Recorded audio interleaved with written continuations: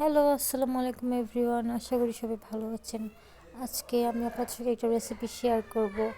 আজকে আমার হঠাৎ প্লেন পোলাও অ্যান্ড কোরমা খেতে মন চাইলো। বেসিক্যালি আম্মুই সবসময় রান্না করে, তো আমি আজকে যেহেতু আমার ছুটির দিন ভাবলাম একটু রান্নাবান্না করি। আর আমার ছেলে খুব একটা মানে রাইস আইটেম খাইতে চায় না, তো ওর জন্য একটু রান্না করলাম, দেখি ও খায় কিনা। তো এখানে আমি হচ্ছে বেরেস্তা করছি। জানি না কেমন হবে, বাট আমি ফার্স্টে হচ্ছে পোলাওটা রান্না হয়ে গিয়েছে, আমি ওই ভিডিওগুলো করিনি।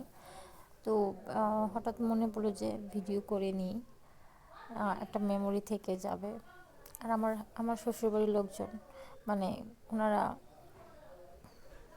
কী বলে, সবসময় আমি যখন আমার শ্বশুরবাড়িতে রান্না করি তো খাবার এত ভালো হয় না বা দেখতে ভালো লাগে না, বাট আমি আমার বাপের বাড়ি রান্না করলে আমার রান্নাগুলো খুব মজা হয়, বা ওনারা এটা বিলিভ করে না যে আমি মজা করে রান্না করতে পারি।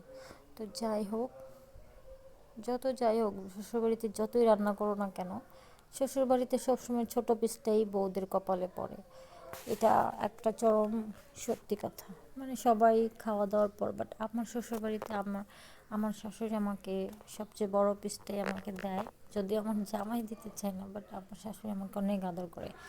হোয়াট এভার, আমি এখানে বেরেস্তাটা পোলাও দিয়ে দিচ্ছি, আর কোরমাতেও অল্প পরিমাণ দিয়ে দিচ্ছি যেন কালারটা ভালো আসে। তো কোরমাটা আম্মুই কিছুটা রান্না করে দিয়েছে, আম্মুর আমি মিলে রান্না করেছি, আর পোলাওটা আমি রান্না করেছি। তো আমার মনে হচ্ছে বেরেস্তা বেশি হয়ে গিয়েছে কি না, বাট পরে দেখলাম না, ঠিক আছে, বেরেস্তাটা বেশি হয়নি। আমি হয়তো ফার্স্ট টাইম রান্না করেছি বলে আমার কাছে পরিমাণটা অনেক বেশি লেগেছে। যাই হোক, খাবারের সময় হয়ে এলো, আমি অল্প পরিমাণ, মানে যে রান্না করে তার খাওয়ার এত মানে খেতে মন চায় না, আমি একটা খেয়াল করেছি। তো তাও আমি নিলাম, বেশটুকু নিয়ে নিয়েছি। ছোটো পিসটাই আমি নিব, কারণ আমি এত বড় পিস আমি খেতে পারি না। আর আম্মুর রান্না সবসময় অনেক মজা হয়। আমার খালারা বা অন্যান্য যারা আম্মুর হাতে রান্না খেয়েছে তারা সবাই খুব প্রশংসা করেন, আম্মুর হাতে রান্না খেতে চায়। তো কোরমাটা এত ভালো হতো না, আম্মু রান্না করেছে বলে তো ভালো হয়েছে। আর এখানে আমি সালাদ করে নিয়েছি, সালাদ না হলে তো চলে না।